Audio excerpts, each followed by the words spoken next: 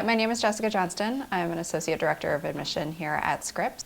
So Scripps College is a women's college, which gives us a very different flavor than a lot of other colleges. And even more than that, we're a women's college within a co-ed consortium. So we are surrounded by 4 other coeducational colleges. So it means that our students are able to take advantage of a lot of different opportunities that they wouldn't necessarily have either at a co-ed college or at a women's college, because we're sort of a bit of both. This is a place where 100% of our leadership positions on campus are held by women. And so it's a great place for students to see women role models who are doing interesting things, who are running the place, which is kind of inspiring in its way.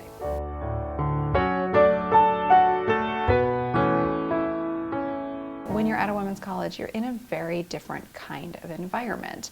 You're in a place that is dedicated to your success as a woman. You're in a place that recognizes that you have unique challenges as you go out into the world simply because you're a woman. And it's a place that values you as a woman, not just as a person, but as a woman. And it feels really different. And this is a place where nobody's going to limit you because of your gender. You're never, people aren't going to doubt you because of your gender. And that's a really powerful thing. And so when you're in that kind of an environment for 4 years, you're obviously going to come out of it with a different perspective. And I think that's both powerful and valuable. Well, how a women's college really works is that it gives you a foundation. It gives you a place where you know that your voice will be heard, where you will have your questions answered. You'll actually be called on in class because there are subconscious biases that we all have. And that one of those is that men are usually called on in class more often.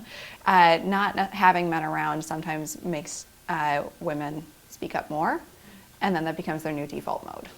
If I were to boil down what a women's college is about, if you like all the way down to its essence, I would say that it's about having our students realize that their voice matters and therefore they should use it more.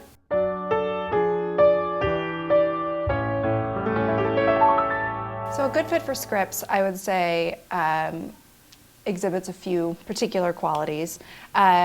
Good fits for Scripps tend to have an interest in the humanities, not necessarily as a major, but they like the humanities. They enjoy writing a paper, they enjoy talking through literature analysis or whatever, because we have a humanities core curriculum.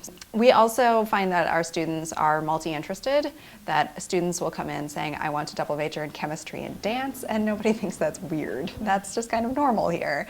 Or for students to be so undecided that they want to just sort of jump into the curriculum and take classes just because they sound fun and sort of roll around in the curriculum for a little while and enjoy themselves.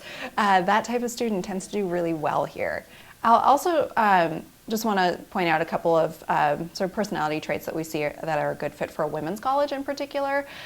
Perhaps she's a little quiet. Maybe she writes really brilliant things in the classroom, but she needs a bit of a push in the right direction to actually put her hand up and say something. And when she does say something, it's like the heavens open, there's a choir of angels singing, it's brilliant, it's wonderful, but she never does it.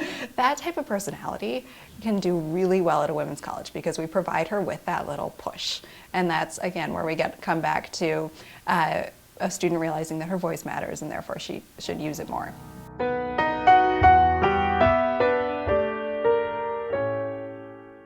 So if there's one thing that I would advise students more than anything, it's that they ensure that their essay is an honest and accurate representation of their ability as a writer and an honest and accurate representation of them as a person.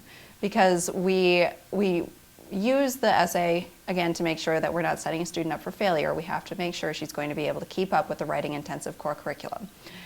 But we also want to see if the student is going to be happy here. And that's where we can get a sense of personality. And are you going to find your people here? I think so often students try to just force themselves into being something that they think a college wants them to be. And that's not what we want. We want you to be yourself. After you've had everybody go through your essay, your English teacher, your college counselor, your parents, whoever is going to be reading it, make sure that your best friend reads it as well to make sure it still sounds like you. And once you reach a point where you feel that this is it, that this is your most accurate representation of you as a writer and as a human, just turn it in and be done. Like, just don't keep overanalyzing it and picking it apart, because eventually it'll stop sounding like you. And so I would just remind students that it's okay to sound like a 17-year-old. It's okay to not impress me. It's okay to not have cured cancer, because nobody has. That's okay. You can get into a selective college in the United States and not be, the most amazing person on the planet. You can be a normal 17-year-old and get into college. It's okay.